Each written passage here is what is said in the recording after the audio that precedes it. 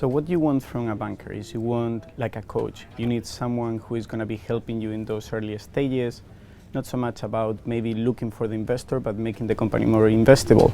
So what you want him is to help you in the strategy, to help you in the pre-marketing to go to those investors in the future rather than stopping the whole product and sales and marketing expectation on getting the money. So definitely you want those people to be more hands-on with your company in the beginning. I believe that 4 or 5 years ago when I came back from the US, I realized that it was very different, the startup scene in the UK and in the US, where most of the bankers here, they were focusing on the £5 million onwards. That was the magic ticket number, and that's because there were more brokers of deals and they were not so hands-on trying to dedicate time to the company and seeing the big potential over the lifetime value of that company, working together, defining the strategy, pre-marketing way before that you need the money. I did not see much of a hands-on approach. It was more of a hands-off approach compared to the US.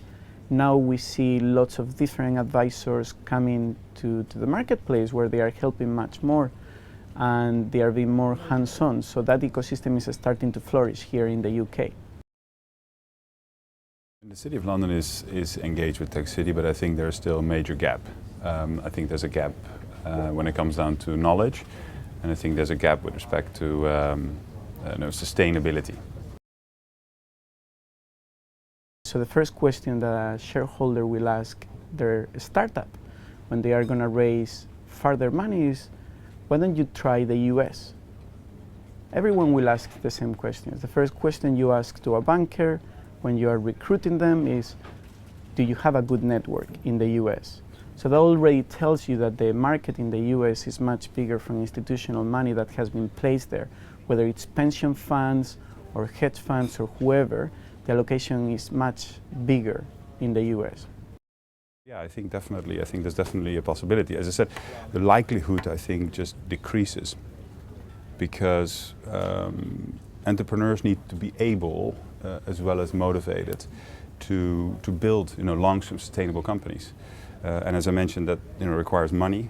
But that only comes with return on investment. And I think to make that happen, that money happen, I think education and knowledge is still required. And I think there is currently, especially on the public side, I think too little knowledge and too little scale in the city.